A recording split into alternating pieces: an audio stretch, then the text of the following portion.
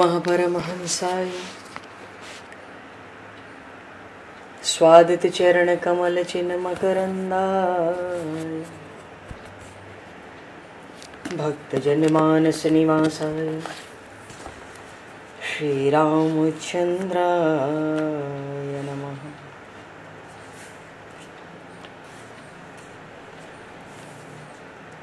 वंदे विदेहतनया पदपुंडरीकम् केशौरसौरभसमाहत योगिचेत्तम् हन्तुं प्रतापमनिशं मुनिहंससेव्यं सन्मानशालिपरिपीत परागपुञ्जम्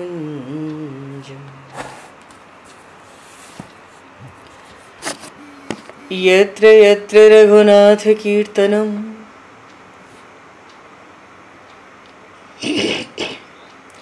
तत्र तत्र कृतमस्तकाञ्जलिं बाष्पवारि परिपूर्णलोचनं मारुतं नमत राक्षसान्तकम् कुन्द इंदुसमदेह उमारमण करुणायन जाहिदीन परनेह करहु कृपा मर्दन मयन।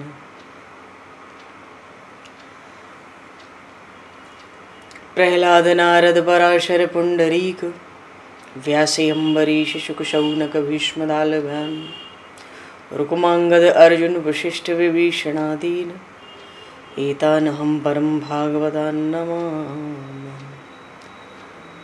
श्री सीतानाथ समारंभां श्री रामानन्दार्य मध्यमाम् अस्मदाचार्य पर्यन्तां वन्दे गुरु परम्पराम्।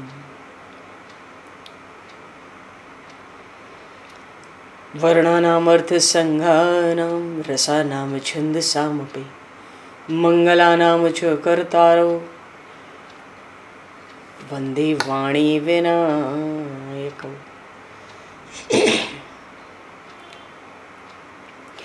नान्यायस्पृहा रघुपते हृदये स्मदीये सत्यं वदामि च भवानखिलान्तरात्मा भक्तिं प्रयक्ष रघुपुङ्गवनर्भारां मे कामादिदोषरहितं कुरु मानसं च।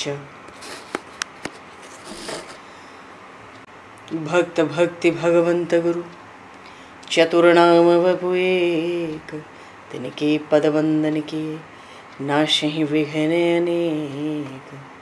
बंधु तुलसी के चरण जिनकी न्यो जग काज कल समुद्र घोरत लगो प्रगट्यो सप्त जहां। श्री गुरु चरण सरोज रज निज मन मुकुर सुधार वर्णो रघुवर विमल यश जोदायक फल चार। हरि शरण। श्री राम जय राम जय जय राम। श्री राम जय राम जय जय राम।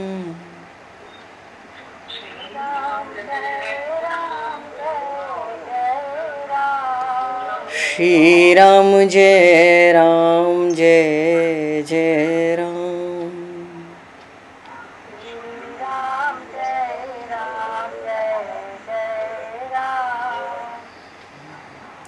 जय सिया राम जय जय हनुमान।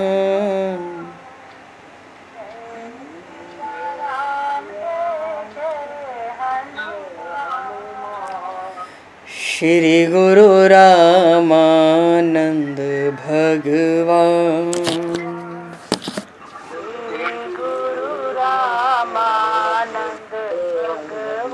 श्री गुरु रामानंद भगवान।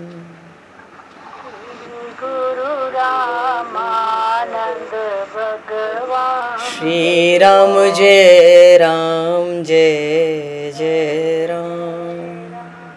श्री राम जय राम जय जय राम। जय सिया राम जय जय सिया राम।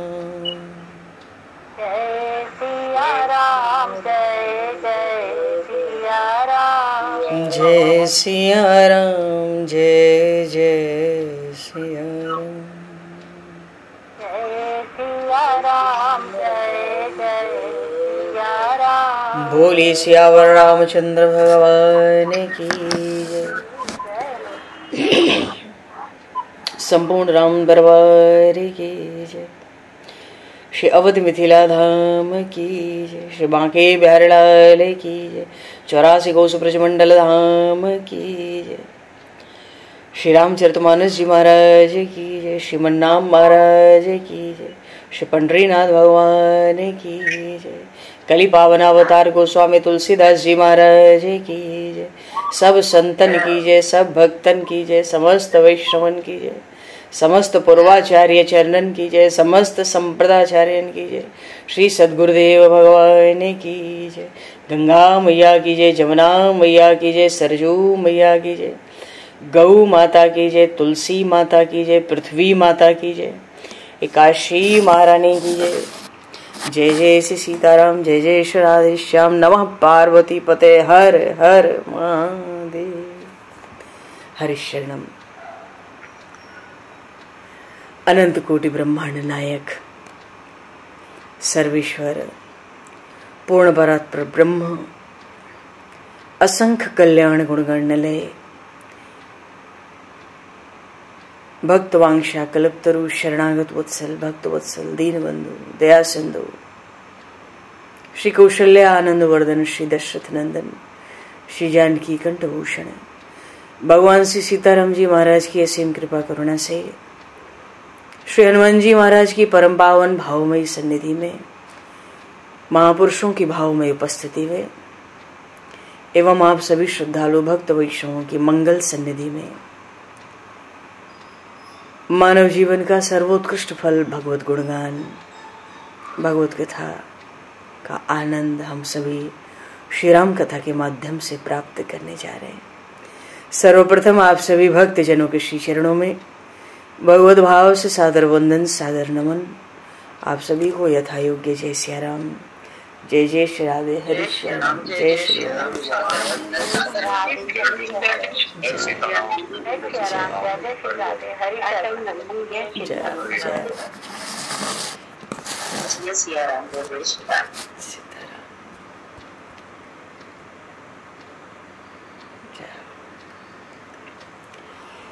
श्री रामचंद्र चरणों मनसा स्मरामि।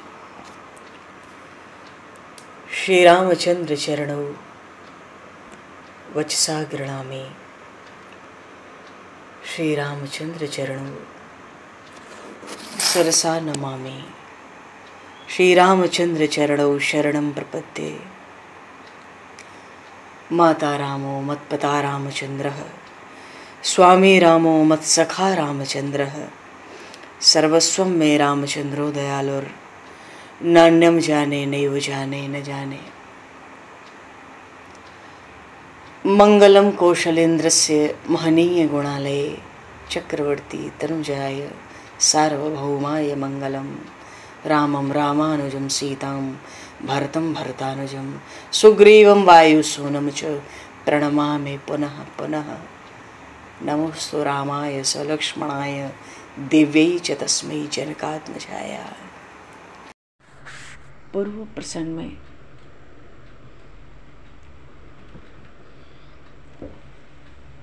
भगवान श्री राम ने संतों की महिमा का अपने श्रीमुख से बखान किया और कहा, ते सज्जन मम प्राण प्रिय गुण मंदिर सुख पुंज। ऐसे संतों के लक्षण जिन महापुरुषों में हैं, सज्जनों में हैं, ये जो बताए गए लक्षण हैं वो मुझे प्राणों से अधिक प्यारे हैं। विषय में उनकी तृष्णा नहीं होती, किसी से द्रोह नहीं होता, गुणों के भी भंडार होते हैं, दूसरे के दुख से दुखी, दूसरे के सुख से सुखी। उनमें समानता होती है, सबको देखने की एक दृष्टि होती है, समता। कोई उनका शत्रु नहीं होता, उनमें किसी प्रकार का मद और अहम नहीं होता, राग द्वेष नहीं होता, विरागी होते हैं, लोभ नहीं है, क्रोध और चिढ़ ईर्ष्या ये नहीं है, उनमें प्रसन्नता है, भय नहीं है, सब त्याग दिया है। चित्त बड़ा कोमल है, दीनों पर निरंतर ही दया करते हैं संतजन, और वस्तुतः मनसा वाचा कर्मणा निष्कपट भाव से मेरी भक्ति करते हैं, दूसरों को मान देते हैं, स्वयं अमानी होकर रहते हैं। उनमें शांति होती है, विरक्ति होती है, विनय है, नम्रता है, प्रसन्नता है, कामनाएं तो कुछ नहीं है, मेरे नाम का आश्रय ले रखते हैं। उनमें शीतलता है, सरलता है, मित्रता, मैत्री का भाव है, मैत्री है सबके प्रति। ब्राह्मणों के चरणों में उनका प्रेम है। तो ये सब लक्षण जिसके हृदय में बसे, जाने उतात संत संततपुर। मन में कोई विकार नहीं है, इंद्रियों को वश कर रखा है, मेरे प्रति जो नियम है उसमें बड़ी निष्ठा है, व्यवहार में भी बड़ा न्याय नैतिक व्यवहार है, और रूखी वाणी का तो उच्चारण नहीं करते, निंदा स्तुति में समान रहते हैं, पर ममता मेरे चरण कमल में रहती है। तो तेज सज्जन मम प्राण प्रिय और गुण मंदिर सुख पुंज। ये तो सुख के पुंज हैं, गुणों के मंदिर हैं, मुझे प्राणों के समान प्यारे हैं। ऐसा भगवान ने, ऐसा संतों का लक्षण सुनाया। आगे के प्रसंग में भगवान, क्योंकि भरत जी महाराज ने तो संत असंत भेद बिलगा ही कहा था, तो संतों का लक्षण बताया प्रभु को, तो असंतों के भी लक्षण बताने हैं, स्वभाव बताने हैं। प्रभु तो कहते हैं देखो, एक बताऊं, दुष्टों का जो स्वभाव है ना, भूले हो संगति करे न काहू, भूल से भी इनका संग नहीं करना। और भूले हो संग का अर्थ है थोड़ा भी संग नहीं करना। ये दिखते तो तरंग के समान है, और संग हो जाए तो ये तरंगे ही समंदर के समान हो जाती है। अपना कोई आवश्यकता हो, स्वार्थ हो, फिर भी इन असंतों का, दुष्टों का संग नहीं करना, थोड़ा भी संग नहीं, क्योंकि इनका जो संग है सदा दुखदाई है। जैसे कपिला गाय होती है, उसको हरहाई गाय बिगाड़ देती है। कैसे बिगाड़ देती है? कपिला गौ तो बहुत सीधी होती है, और ये हरहाई जो गाय है ये बुरी जात की गाय है, दुष्ट होती है, इसके स्वभाव में दुष्टता होती है। तो अपने संग में कपिला को ले ले और चरने जाए तो खुद तो भागने के समय हिरण के समान उछल कूद कर भागती है, कपिला गौ को आता नहीं, वो पकड़ी जाती है बेचारी। इसलिए प्रभु कहते हैं दुष्टों का संग भूले उस संगति करे न काओ। और वैसे भी जो खल हैं, अकारण जो खटपट करें, द्रोह करें, लड़ें, उनको खल कहते हैं। उनके हृदय में बड़ा ताप होता है, अतिशय ताप, जलन, जरहि सदा पर संपत्ति देखी। देखो, दुष्ट हृदय की परीक्षा ही यही है। दूसरों का सुख संपत्ति देख के उनके हृदय में भारी जलन होती है। दूसरों की सुख संपत्ति देख के सुख हो तो संत, और जले तो दुष्ट।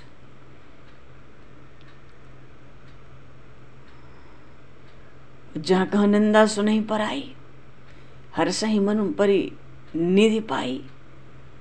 कहीं किसी की निंदा सुन ले ना, आलोचना सुन ले, कहीं बैठ के समीक्षा हो रही हो, किसी के स्वभाव की निंदा हो रही हो, तो वहां तो ऐसे दौड़कर पहुंचते हैं जैसे कोई खोया हुआ खजाना मिल गया हो, क्योंकि उसमें रुचि है ना, बैठ के निंदा सुनने में।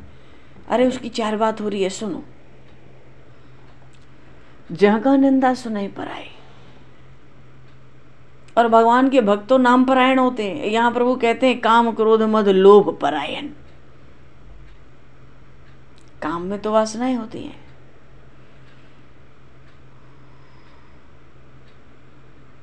क्रोध करते हैं दूसरों पर, मद रखते हैं, लोभ रहता है, इन्हीं के आश्रय पर जीते हैं, इन्हीं को अपना घर बना रखा है। और ये जो असंत हैं, दुष्टजन, ये बड़े निर्दयी होते हैं, इनमें दया नहीं होती। ये कपट भी करते हैं, छल भी करते हैं, और ये भीतर से बड़े कुटिल होते हैं। निर्दय, कपटी, कुटिल, मलायन। बड़ी मलायन कहते हैं बड़ी बड़ी वासनाओं का घर है। कहते हैं ना, मच्छर उसी को कष्ट पहुंचाता है जिसके कान के पास आके आवाज करता है। ऐसे ही वासनाएं भी उसी जीव को दुखी करती हैं जिसके हृदय में वासना पलती है, वो जीव दुखी ही होता है। प्रभु कहते हैं ये जो खल हैं, दुष्टजन, ये बड़े निर्दयी, बड़े कपटी, कुटिल, बड़ी बड़ी वासनाओं को भरे रहते हैं भीतर, और अकारण दूसरों से द्रोह। और दूसरों से नहीं, सब काहू सो, सबसे द्रोह, सबका काम बिगड़े, और वो भी अकारण, बेवजह। यहाँ तक कि जो कर हित अनहितता हो सो, जो उनका हित करता है उसका भी नुकसान करते हैं, उसके साथ भी छल कपट। और झूठ ही लेना, झूठ ही देना, झूठ ही भोजन, झूठ चबेना। झूठ के बिना तो इनको मनो तृप्ति ही नहीं होती। इनका लेन देन भी झूठा, भोजन भी झूठा, खाना चबाना पीना सब झूठा, लेन देन झूठा, सारा व्यवहार ही। मन प्रभु कहते हैं इन दुष्टों का, संतों का जो सारा व्यवहार है ये सब झूठ ही है। और वाणी बहुत मीठी बोलते हैं, ये बात है। जब वाणी बोलते हैं तो बहुत मीठी, बोलने ही मधुर बचन जिमी मोरा।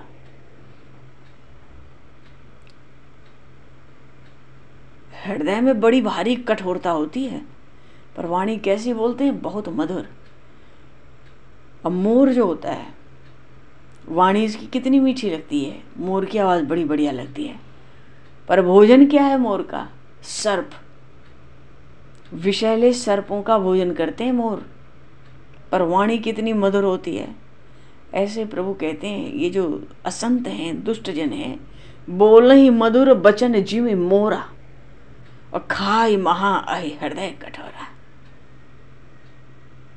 हृदय में बड़ी कठोरता है। परद्रोही परदार रथ, पर धन पर अपवाद। अकारण सबसे द्रोह करना, परद्रोही परदार रथ।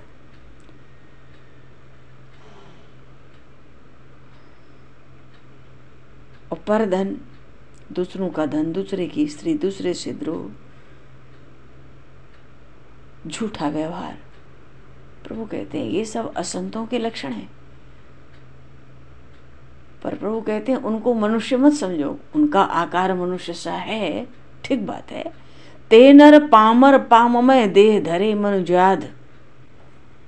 वो मनुष्य के शरीर में राक्षस हैं, मानो पूर्व जन्म में वो राक्षस थे और इस जन्म में इन्होंने मनुष्य का शरीर धारण किया, इसलिए इनका स्वभाव ऐसा हुआ, इनके लक्षण ऐसे हुए। ते नर पामर पापमय, बड़े पापी हैं, इन पर दृष्टि पड़े तो पाप हो जाए, जिसकी दृष्टि पड़े उसको पाप चला जाए। इनका हैं तो मनुष्य, पर देह धरे मनुजाद। निश्चित रूप से वो पूर्व जन्म के राक्षस हैं। मनुजाद का अर्थ होता है राक्षस, और मनुजात हो जाए तो मनुष्य हैं। तो मनुष्य जहाँ लक्षण ऐसे दिखें तो समझ लो ये मनुष्य पूर्व जन्म में राक्षस थे। अच्छा, और क्या प्रभु कहते हैं, लोभई ओढ़न लोभई ढासन। सोते जागते उनका लोभ ही लोभ है। और शिष्णोदर पर जमपुर त्रासन। दो इंद्रियां उनकी बड़ी प्रबल हैं, एक तो जनन इंद्रिय और दूसरे रस इंद्रिय। इन दोनों के वशीभूत रहते हैं। और जमपुर का तो त्रास ही नहीं है, कितने भी पाप कर लें उनको ये लगता ही नहीं कि हम कभी मरेंगे, उनको ये लगता ही नहीं कि हम कभी नरक जाएंगे, उनको ये मालूम नहीं पड़ता कि हम कभी यमराज को भी देखेंगे। जमपुर का तो कोई त्रास नहीं है उनको। और काहू की जो सुने बड़ाई, किसी की प्रशंसा सुन ले, अरे ऐसी लंबी सांस लेते हैं, सांस ले ही जन जोड़ी आई, मानो बुखार आ गया उनको। प्रशंसा सुन ले तो हालत बिगड़ जाए, मानो जिएंगे नहीं। और निंदा सुन ले तो दौड़कर पहुंचते हैं कि कहाँ निंदा हो रही है, मानो कोई छूटा खजाना मिल गया, चलो। और जब किसी की विपत्ति देखते हैं, जब काहू के देखें विपत्ति, तो विपत्ति देख के तो बड़े सुखी होते हैं ना। सुखी भये मानव जग नृपति, इतने सुखी हो जाते हैं किसी की विपत्ति देख के, मानो फूले नहीं समाते। इनसे बड़ा तो कोई राजा ही नहीं है। पर अपने स्वार्थ में ही प्रेम करते हैं। अपने ही परिवार के विरोधी भी होते हैं। काम क्रोध लोभ अतिशय होता है और सब में लगे रहते, लंपट है, लंपट है। माता पिता गुरु ब्राह्मण को तो मानते ही नहीं है ये दुष्ट जन। मां तो पिता गुरु विप्र न माने, तो आप गए और अरु घाल या नहीं।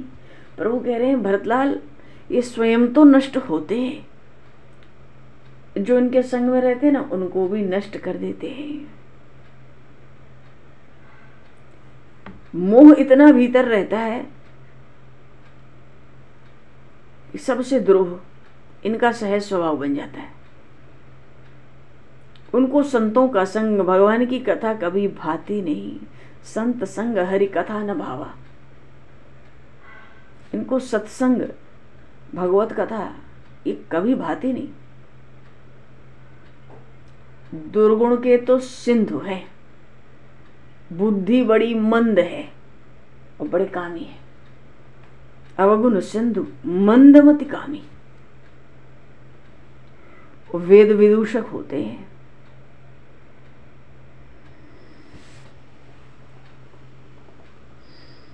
वेद को गिनते नहीं, वेद की भी निंदा करते हैं, वेद के गुण में दोष दिखाते हैं सबको। परधन स्वामी, दूसरे का धन हो उसके स्वामी खुद बन जाते हैं। हम मालिक हैं, धन दूसरे का है पर मालिक बन जाते हैं, मालिक बनना चाहते हैं। परधन स्वामी और वेद विदूषक बताते हैं वेद में ये गलत है, वेद में वो गलत है, वेद में ऐसा लिखा है, वेद में वैसा लिखा है, ऐसे बात करते हैं। भगवान को मानते नहीं तो भगवान की वेदवाणी कैसे माने। विप्रद्रोह पर द्रोह विशेषा। ब्राह्मणों से तो द्रोह रहता है, देवताओं से भी खूब विशेष द्रोह है इनका। भीतर तो दंभ है, कपट है, पर बाहर से इनका वेश बड़ा सुंदर होता है। बाहर से सुंदर और भीतर से कुरूप।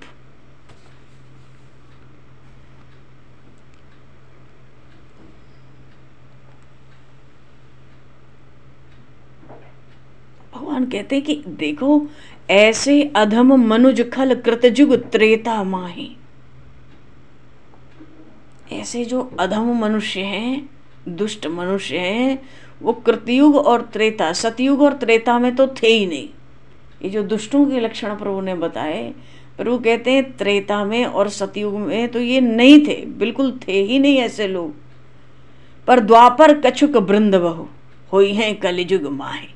द्वापर में थोड़े थोड़े थे, प्रभु कहे द्वापर में थोड़े थे और कलयुग में तो इनकी भीड़ लगी है। ऐसे इनके लक्षण है, उनकी भीड़ लगी हुई है। ये तो कलयुग है।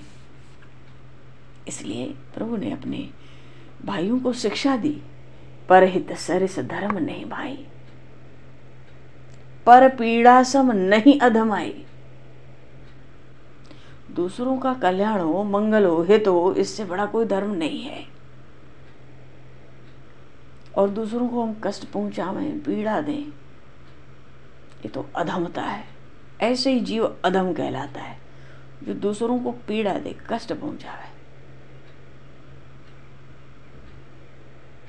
और ये जो धर्म की बात है कि सबका मंगल, सबका कल्याण चाहना, करना, यही सबसे भारी धर्म है।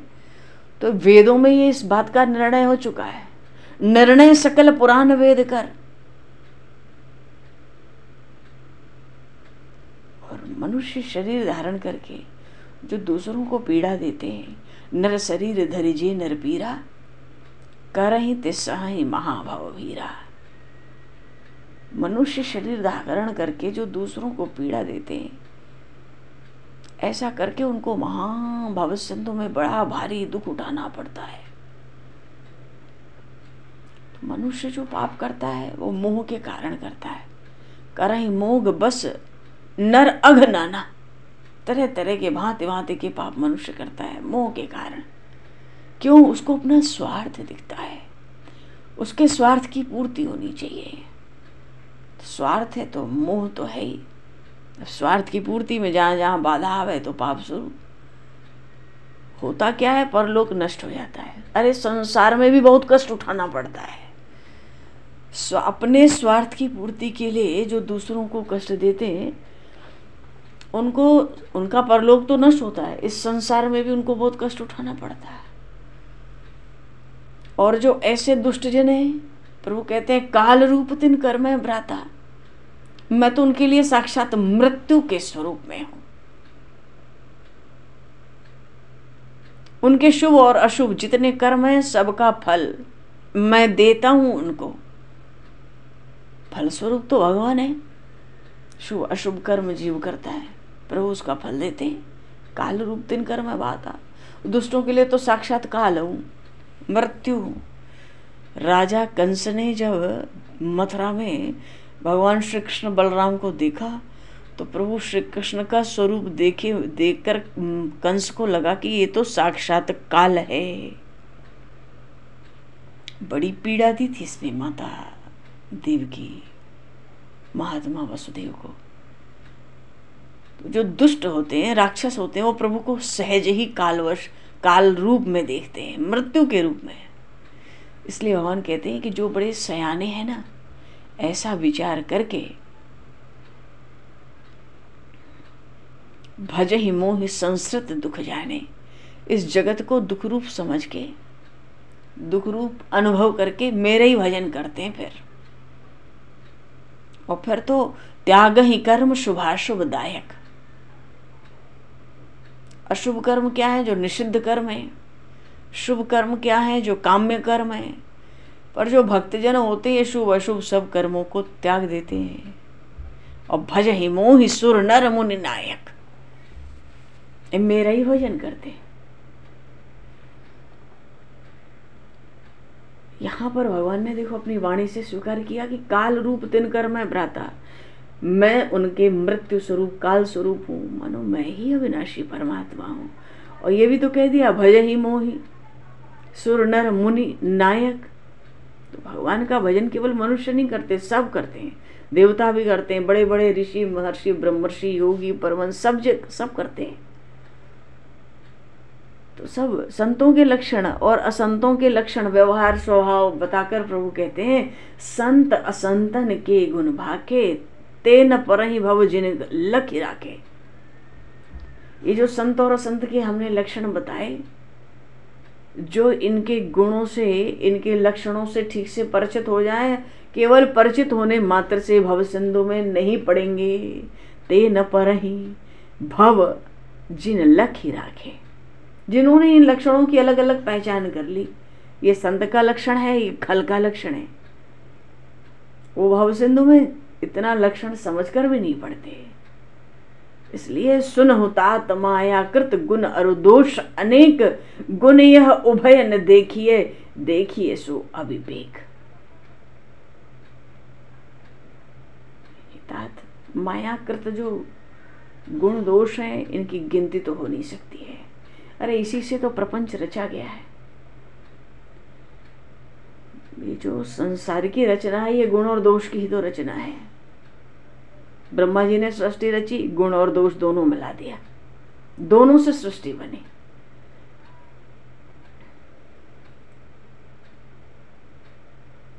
तो प्रभु कहते हैं कि जो मायाकृत गुण और दोष हैं, उनकी तो गिनती हो नहीं सकती। पर हाँ, गुण यह उभय न देखिए, देखिए सो अविवेक। गुण तो यही है, जो संसार है तो माया का खेल कहा गया शास्त्रों में। प्रभु कहते हैं इस संसार का गुण क्या है? गुण तो वही समझाया जाएगा कि यहाँ द्वैत दिखे ही ना, केवल दृष्टि में अद्वैत रहे। गुण यह उभय न देखिए। गुण की बात तो यह है, किसी मनुष्य में गुण तो तब है जब वो किसी दूसरे मनुष्य का गुण और दोष कुछ भी ना देखे। गुण यह उभय न देखिए। उभय क्या है? सुन हुतात मायाकृत गुण और दोष अनेक। तो गुण और दोष है सबके भीतर, पर गुण की बात क्या है? उभय न देखिए, दोनों को मत देखो। न किसी के गुण की प्रशंसा हम करें, न किसी के दोष को देखें, उसकी निंदा करें। गुण देखें तो भगवान में, और दोष देखें तो जीव स्वयं में देखे। गुण या उभय न देखिए। अब गुण दोष न देखें किसी में, तो ये तो समता हो गई ना, द्वैत बचा कहाँ? राग द्वेष खत्म हो गया ना, मैं मेरा तू तेरा समाप्त हो गया ना। गुण यह उभय न देखिए, द्वैत समाप्त हो गया, केवल अद्वैत की सत्ता बची। और प्रभु कहते हैं अगर वो सत्ता ना दिखे तो देखिए सो अविवेक। फिर तो दृष्टि में अज्ञान है। सृष्टि में दृष्टि खुलते ही गुण दोष का दिखना ही अज्ञान है। गुण यह उभय न देखिए, देखिए सो अविवेक। भगवान ने संतों के और असंत लक्षण सुनाए, सब बड़े प्रसन्न हुए। श्रीमुख बचन सुनत सब भाई, हर्षे प्रेम न हृदय समाई। अच्छा, गोस्वामी जी ने बालकांड के आरंभ में ही संतों का लक्षण बताया था, तो दुष्टों का भी लक्षण बताया था। बहुरी बंदी खलगन सत्य भाए, जे बिनु काज दाहिने बाएं। वहां पर भी ऐसी बात गोस्वामी जी ने कही थी, बहुत सुंदर। बालकांड के आरंभ में ही प्रसंग आया। दुष्टों के लक्षण गोस्वामी से तुलसीदास जी महाराज सुनाते हैं। परहित हानि लाभ जिन केरे, उजरे हर्ष विषाद बसेरे। हरिहर जस राकेश राहु से, पर अकाज भट सहस बाहु से। जे पर दोष लखहि सह साखी, परहित घृत जिन के मन माखी। तेज कृशान रोष महि शेषा, अग अवगुण गंधन धनी धनेसा। उदय केतु समहित सब ही के, कुंभकर्ण सम सोवतनी के। तो स्वामी जी कहते वहां पर एक पंक्ति में उन्होंने कहा, बंदहु खल जस शेष सरोसा, सहस बदन बर सही बर दोसा। पुनि प्रणमऊ पृथुराज समाना, पर अग सुनई सहस दस काना। भजन बचन वज्र से जेहि सदा पियारा, सहस नयन पर दोष निहारा।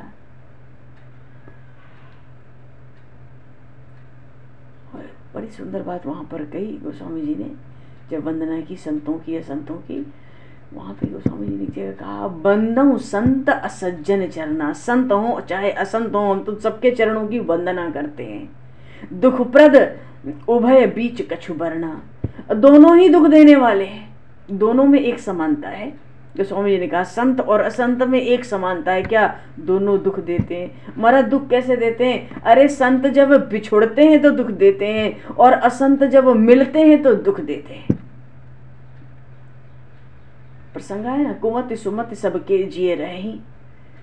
कुमति और सुमति, अच्छी बुद्धि बुरी बुद्धि सबके भीतर होती है, पर बुरी बुद्धि जो है कुमति, वो किसी को पैर नहीं लगती। सुमति सबको अच्छी लगती है, पर हैं तो दोनों। तो सुमति तो आती हुई अपनी ओर अच्छी लगती है, और कुमति हमसे निकल के दूर जावे तो अच्छी लगती है। ऐसे ही जब असंत मिलते हैं तो बड़ा दुख देते हैं, और संत जब बिछड़ते हैं तो बड़ा भारी दुख होता है।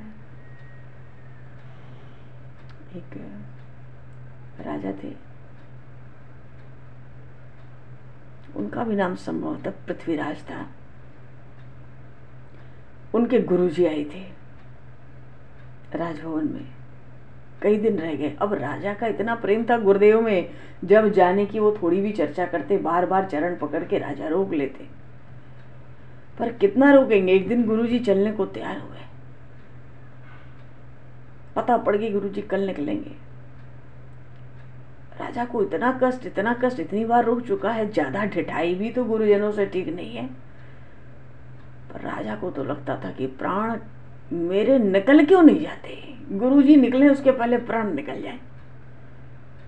और रानी को राजा की मन स्थिति पता थी, गुरु चरणों में इनका कैसा भारी प्रेम है। जब गुरुजी जाने को कहते हैं टाल जाते हैं। अब रानी को ऐसा लगा कि गुरुजी निकले तो ये राजा का तो शरीर ही ना पूरा हो जाए। तो राजा का शरीर पूरा हो तो ऐसा कुछ उपाय करें जिससे गुरुजी ना निकले, 2-4 दिन फिर और रुक जाए। उस रानी ने क्या किया, उसका एक ही राजकुमार था, उसको विष दे दिया, वो मर गया। सुबह हुई तो गुरुजी को पता लगा कि वो जो राजकुमार था वो तो मर गया। गुरुजी अब कैसे जाओगे, अब तो रुको 10-15 दिन 20 दिन। गुरुजी को बहुत आश्चर्य हुआ जब उन्होंने सुना कि एक ही राजकुमार था, विष खा के मर गया। गुरुजी ने कहा बालक लाओ। गुरुजी ने जैसे उस पर हाथ रखा, बताया इसको तो विष दिया है किसी ने, इसको किसी ने विष दिया है। राजा को भी बहुत आश्चर्य हुआ।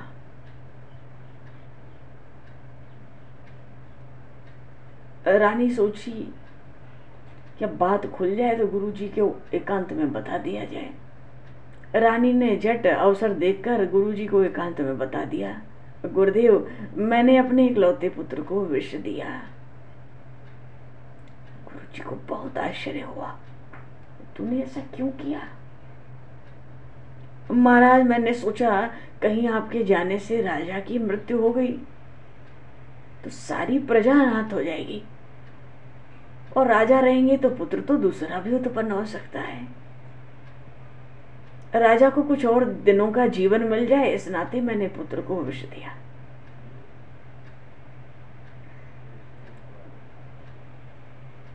गुरुजी ऐसी श्रद्धा निष्ठा को देख के गदगद हो गए।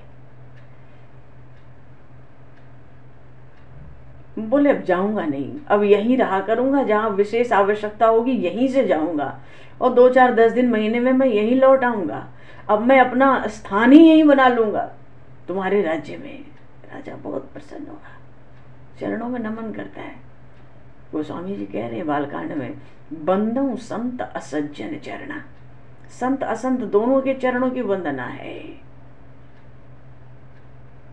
क्यों? दोनों दुख देते हैं, एक मिलकर दुख देता है, खल असंत और महापुरुष अलग होकर दुख देते हैं। बिछुरत एक प्राण हर लेहि और मिलत एक दुख दारुण देहि।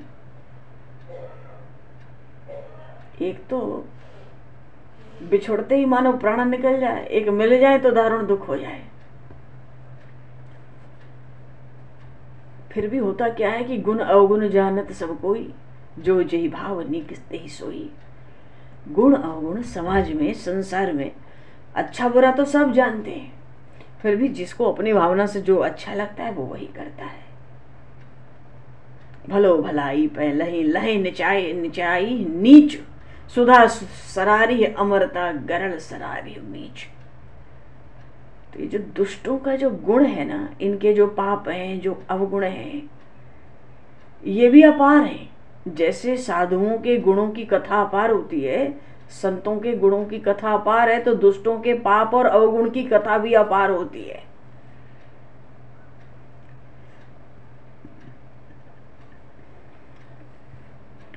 तो वहां पर भी जैसे प्रभु ने यहाँ कहा ना कि सुनहु तात मायाकृत गुण अरु दोष अनेक। माया से किया हुआ, माया का जो गुण है, दोष है, वो तो अनेक प्रकार के हैं। गोस्वामी जी ने आरंभ में कहा था, जड़ चेतन गुण दोषमय विश्व की न करतार। विधाता ने ये जो जड़ चेतन सृष्टि बनाई, इसको गुण और दोषमय बनाया।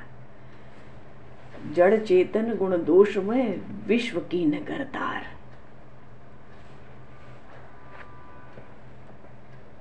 संत हंस गुण गय ही पय परिहरि बारे विकार। संतों की महिमा में परमात्मा जब जीव को विवेक देता है, तब तज दोष गुण ही मनोराता। क्योंकि प्रभु ने तो स्पष्ट कह दिया भाई, गुण तो यही है ना, गुण यह उभय न देखिए सो अविवेक। इतना कह के प्रभु ने वाणी को विराम कर दिया। अब इसके आगे कुछ कहने को शेष रहा ही नहीं। देखिए सो अविवेक, उस दृष्टि को भी प्रभु ने अज्ञान कह दिया। जिसको दृष्टि में द्वैत दिखे, गुण दोष दिखे, अच्छा बुरा दिखे, ऊंच नीच दिखे, वही अज्ञान है। गोस्वामी जी ने भी कहा, जड़ चेतन गुण दोषमय विश्व की न करतार। ये सारा जगत दोष और गुण से मिला हुआ है, इनको अलग किया नहीं जा सकता। लेकिन संत हंस गुण गए ही पे। जो संत है वो तो हंस की तरह है, दूध पानी मिलाओ तो हंस जो होते हैं वो दूध पी लेते हैं, पानी छोड़ देते हैं। अयोध्या में श्री भरतलाल जी महाराज को प्रभु कहते थे लखनलाल जी से, भारत तो हंस के समान है सूर्यवंश में। उन्होंने गुण ही गुण का ही आदर किया, दोष पे उनकी कभी दृष्टि गई ही नहीं। ब्रह्मा जी जब प्रभु श्री राम का ब्याह देखने आए, बड़ा आश्चर्य हुआ। विधि भयहु आश्चर्य विषेखी, निज करनी कछु कहूं न देखी। ब्रह्मा जी को बहुत आश्चर्य हुआ था। सबके साथ आए थे, भगवान शिव भी थे, अपने बैल पे सवार थे, ब्रह्मा जी हंस पर थे, सब देवता साथ में थे, विमान से आए। और जब मिथिला का दर्शन किया आकाश से, विमानों से, बहुत आश्चर्य हुआ ब्रह्मा जी को। विधि भयहु आश्चर्य विषेखी, क्यों आश्चर्य हुआ? निज करनी कछु कहूं न देखी। सृष्टि तो मैंने बनाई, पर मेरी बनाई हुई कोई चीज जनकपुर में दिखती नहीं है, क्यों? सृष्टि तो मैंने बनाई, किसी की मदद के बिना बनाया। ऐसा नहीं कि सृष्टि में कुछ हमने बनाया, कुछ किसी और ने बनाया, ऐसा तो कुछ भी नहीं है। सृष्टि में जो कुछ बनाया वो मैंने बनाया। पर मिथिला में, जनकपुर में, इस विवाह उत्सव में जो कुछ देखता हूँ, जहां भी दृष्टि जाती है, वहां मेरी बनाई हुई सृष्टि तो मुझे मालूम नहीं पड़ती। शिव समझाए देव सब जनी आचरज भलाओ, हृदय विचार हो धीर धरी, श्री रघुवीर विवाह। भगवान शिव बोले, हे ब्रह्मा जी तो अपने ही चक्कर में पड़ रहे हैं, ये जरा भी विचार नहीं कर रहे कि आखिर ये किसके विवाह में आए हैं। ऐसी न जाने कितनी सृष्टि प्रकृति तो उन श्री जानकी जी के अंश मात्र में लोटपोट हुआ करती है, और ब्रह्मा जी अपनी सृष्टि खोज रहे हैं। अरे ब्रह्मा जी महाराज, आपकी सृष्टि देखो। ब्रह्मा जी को ये क्यों लगा, आश्चर्य हुआ क्यों कि ये जनकपुर में, मिथिला में जो कुछ दिख रहा है ये मेरा बनाया हुआ तो नहीं लगता? ऐसा ब्रह्मा जी को क्यों लगा?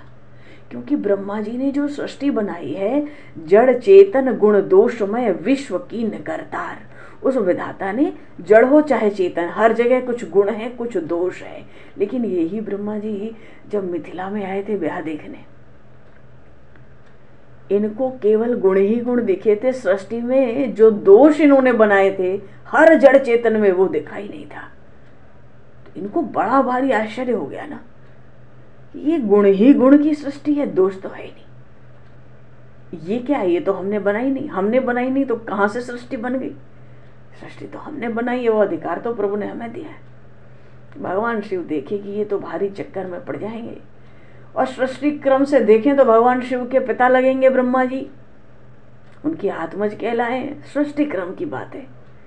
अब भगवान शिव सोचे अब सीधे इनको उपदेश दें तो अच्छा नहीं लगेगा, तो देवताओं के आश्रय से ब्रह्मा जी के प्रश्न का उत्तर उस समय भगवान शिव ने दिया।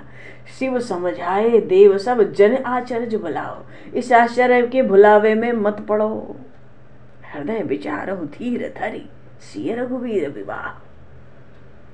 थोड़ा धैर्य धारण करो, हृदय में देखो, समझो कि ब्याह किसका है। यहाँ क्या दोष दिखेगा? यहाँ कोई दोष दिखेगा? अच्छा जी, तो यहाँ प्रभु भी यही कह रहे।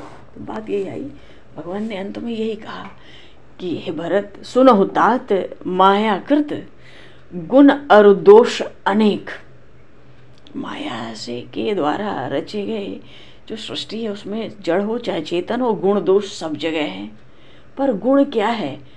गुण यह उभय न देखिए। यहाँ भगवान ने भागवत धर्म का उपदेश दिया है। गुण यह उभय न देखिए, गुण की बात तो यह है कि दोनों ही मत देखो, न गुण देखो न दोष देखो। और देखिए सो अविवेक अगर गुण दोष दिखता है तो वो अज्ञान की दृष्टि हो गई। इसलिए सब बड़े प्रसन्न हो गए। हर्ष प्रेम ने हृदय समाई, श्रीमुख बचन सुनत सब भाई। भगवान के श्रीमुखारविंद से ऐसी दुर्लभ वाणी सुनकर, संतों और असंतों के लक्षण सुनकर, धर्म की भी बात, तो सब बहुत हर्षित हो गए। इतने हर्षित हो गए कि वो प्रेम जो था ना, वो प्रसन्नता, आनंद, प्रेम हृदय में समाता नहीं था। बार बार विनय करते हैं। कौन? हनुमान जी महाराज। कर ही विनय अति बार ही बारा, हनुमान ही हर्ष अपारा। अपार आनंद है हृदय में हनुमान जी महाराज के। बोलिए श्री हनुमान जी महाराज की जय। बार बार विनय करते हैं। क्यों? एक तो प्रश्न आया भरत जी का, पर लाभ तो सबको हुआ ना, आनंद तो सबके अंदर छा गया। अपने श्रीमुख से प्रभु ने इतने विशद रूप से संत और असंत के लक्षण सुना दिए, सार सार सुना दिया, तो अपार हर्ष हुआ। और वहां से चले तो पुण्य रघुपति निज मंदिर आए, अपने राजभवन को लौटे। और प्रभु लौटते तो ऐसा थोड़ी था कि जब भगवान श्री बालकृष्ण लाल गौएं चरा के ब्रज में लौटते तो वो धूर धूषरित शरीर है,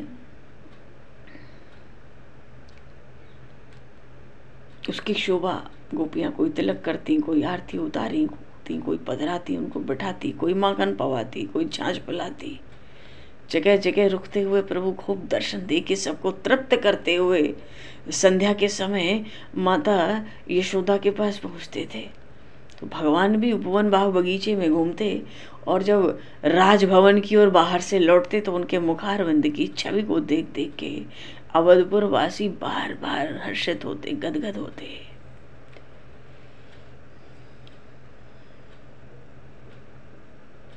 प्रभु जब लौटे, अवधवासियों को लगता है अरे वाह, आज तो श्री रघुनाथ जी का मुख देखने से ही आनंद हो रहा है। साथ में तो सेवक है, पर कितने अनुकूल रहते हैं। शरद चंद्र भी इनकी शोभा को देखकर कांप उठता होगा।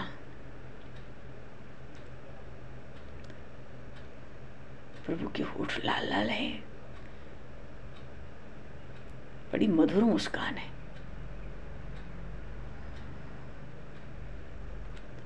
नील मेघ के समान वर्ण है, विशाल नेत्र है, मनोहर भौएं हैं, ललाट पर तिलक मनोहर कपोल।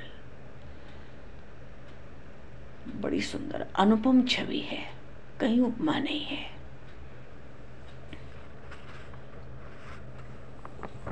सुबह सुबह प्रभु का दर्शन जब हो जाता,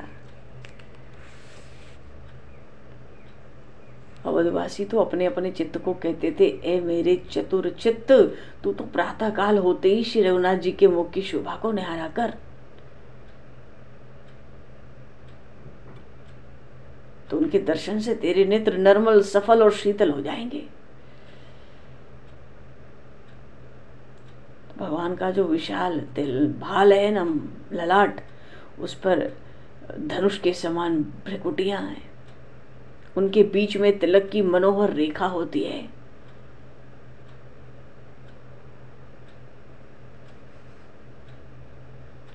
इतनी शोभा है भगवान के तिलक की।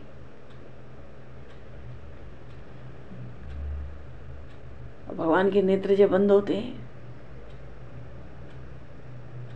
ऐसा लगता है कि पलकों को उस समय देखकर ऐसा लगता है घनी पलकें,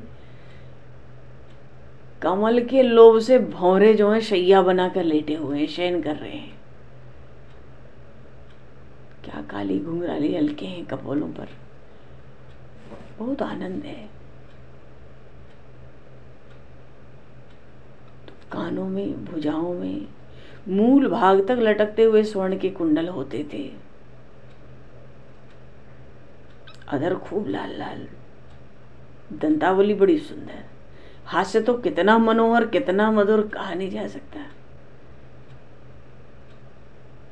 प्रभु प्रभु श्री राम छवि के धाम है, इसलिए उनका मुखारविंद बड़ा सुखदायक। संत महापुरुष तो कहते हैं नाथ आपका जो मुख है ना, ये तो मानो सुख का ही ढला हो। आपके मुखारविंद का जो ध्यान करे, दर्शन करे, जन्म मरण का जो भय है वो तो शांत ही हो जाए।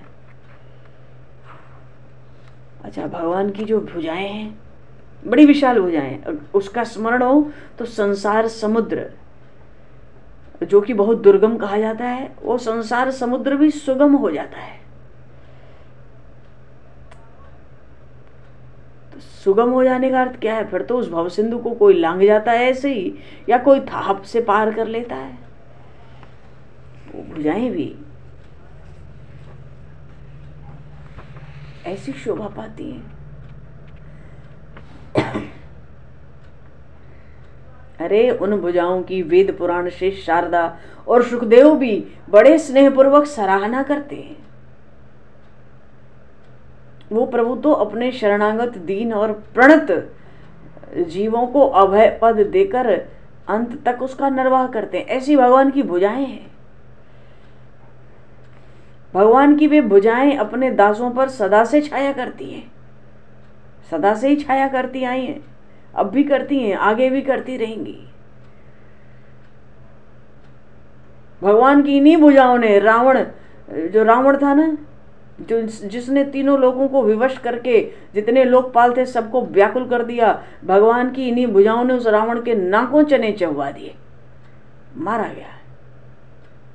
तभी तो देवता हो, नाग हो, मनुष्य हो, सब अपने अपने धाम में सुखपूर्वक बस गए।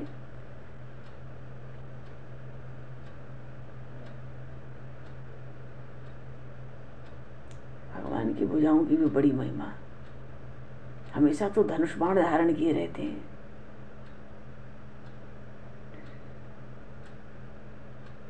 भगवान श्री राम के जो कर कमल है ना, हथेलियां, भगवान शंकर कहते हैं ये तो मेरा भी प्रिय करने वाले कल्प वृक्ष के समान है।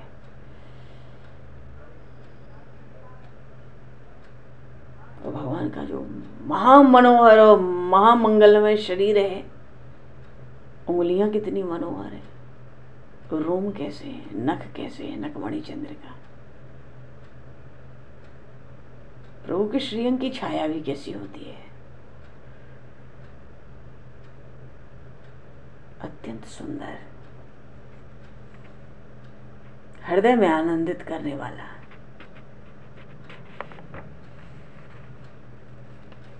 अवधवासी प्रभु की शोभा देख रहे हैं।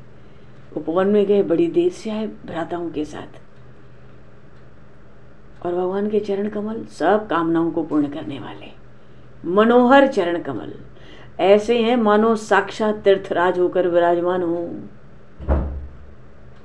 और भगवान शंकर के हृदय में तो ऐसा भक्ति का प्रताप है मानो जैसे प्रयागराज में अक्षय वट होता है, वैसे भगवान शिव के हृदय में प्रभु के चरण कमल। ऊपर का भाग तो श्याम वर्ण है भगवान के चरण कमलों का, और जो तलवे हैं वो तो बिल्कुल लाल लाल, और जो नखमणि चंद्र का है शुक्ल वर्ण की है, जैसे मणियां टिमटिमाया करती है।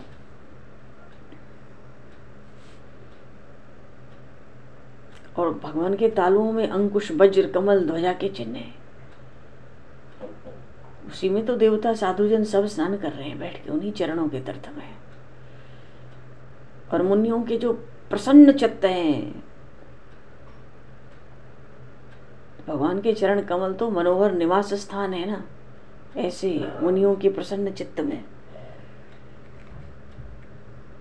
इन चरणों में प्रेम हो तो वैराग्य, जप, यज्ञ, योग, व्रत, तप, शरीर त्याग के बिना ही सब सुख तत्काल सुलभ हो जाते हैं। ऐसी बारी महिमा है। कोई कोई कहते हैं अरे मन तू तनिक रघुनाथ जी का रूप क्यों नहीं देखता। इनका श्याम सुंदर शरीर संपूर्ण लोगों के नेत्रों को सुख देने वाला है। नख से शिख तक शोभा ही शोभा है। अच्छा, भगवान के चरणों में जो चिन्ह है, चरण तल में वज्र, अंकुश, ध्वज और कमल, ये चारों मनोहर चिन्ह अपने भक्तजनों को पहचान कर उनके आग्रह से उनको धर्म अर्थ काम मोक्ष चारों फल देते हैं। तो नखमणि कैसी लगती है प्रभु की? ऐसी शोभा पाती है जैसे कमल के तो दल हों और उसके ऊपर बाल सूर्य की प्रभा हो। कैसा सुंदर पीतांबर, कैसे सुंदर तूणी, तरकस, नाभि,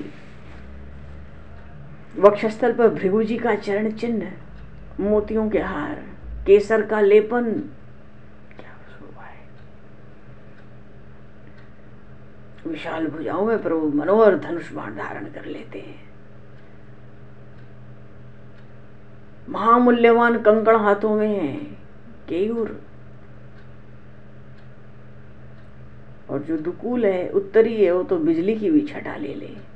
यज्ञोपवीत ऐसा है, क्या पूछा जाए, क्या कहा जाए। भगवान की जो ग्रीवा है शंख के समान, नासिका बड़ी सुंदर है, बड़ी सुंदर भ्रकुटियां हैं, माथे पर मनोहर तिलक है।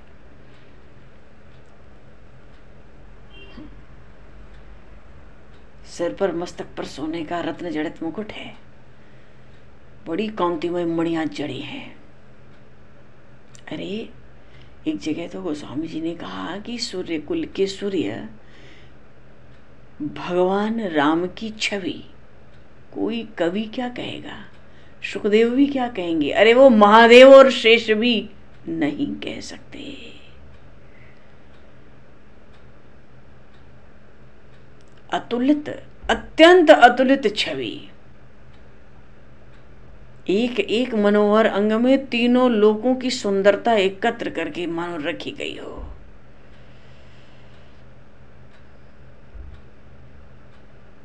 भक्तों का अनुराग इसी रूप माधुरी में हो जाता है। भगवान का अंगूठा बड़ा सुंदर, उंगलियां बड़ी सघन है पास पास, और उन सब में कुछ कुछ लाल लाल वर्ण की नखों से ज्योति जगमगाती है। प्रभु के चरणों का जो ऊपरी भाग है थोड़ा उठा रहता है, दीनों की रक्षा करने वाला है। और जो छिपे हुए, अरे ऐसा ऐसा ऐसी ऐसी रूप माधुरी।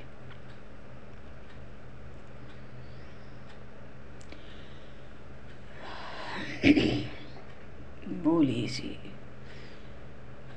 सीताराम जी महाराज की जय। अरे श्रुति, शेष, सुखदेव, शंकर, सरस्वती कोई भी भगवान के रूप का वर्णन करते करते उसका पार नहीं पा सकते। ऐसा ऐसी भगवान की रूप माधुरी है, ऐसी विलक्षण प्रभु की रूप माधुरी है। वर्णत रूप पार नहीं पावत, निगम शेष सुख शंकर भारती, तुलसीदास के ही विधि बखानी कहें, यह मन बचन अगोचर मूर्ति। देखो रघुपति छवि अतुलित अति, श्यावर रामचंद्र भगवान की जय। श्री राम राजा सरकार की जय, श्री हनुमान जी महाराज की जय। तो भगवान समय को दृष्टिगत करते हुए आगे का प्रसंग है राम गीता का, और बहुत सुंदर प्रसंग है। उससे पहले यदि हनुमान जी महाराज का तत्व ज्ञान उपदेश का प्रसंग हो जाए तो और बढ़िया बढ़िया बात। अच्छा जी, दो पल प्रभु का नाम बोलकर हम अभी तो वाणी को विराम देंगे। सीताराम जय सीताराम, सीताराम जय सीताराम, सीताराम जय सीताराम, सीताराम जय सीताराम।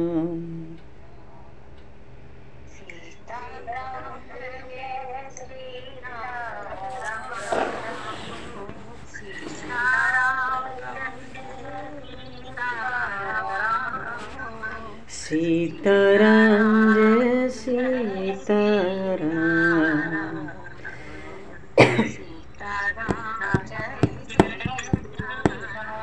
राम राजा राम जय राजा राम,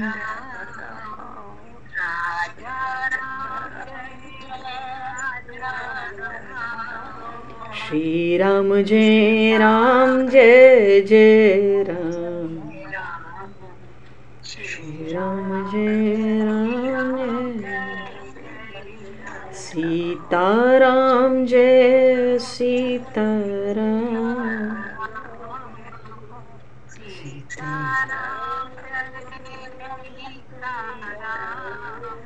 सीता राम जय सीता राम, सीता राम जय सीता राम। बोलिए सियावर रामचंद्र भगवान की। सब संतन कीजिए, सब भक्तन कीजिए, समस्त वैष्णव कीजिए। तो भगवान समय को दृष्टिगत करते हुए आज यहीं पर वाणी को विराम। वाक्य पुष्पांजलि प्रभु के श्री चरणों में सादर समर्पित। आप सभी को भी यथा योग्य जय श्री राम, जय जय श्री राम, हरि शरणम, जय श्री राम, जय भगवान, जय बोलो जय सीताराम, जय राम, जय जय श्री राधे, हरि शरणम, जय श्री राम, जय श्री गुरु महाराज, जय भगवान, बोलो जी बोलो, जय जय जय श्री राम, जय श्री गुरु महाराज, हरि ओम। जय।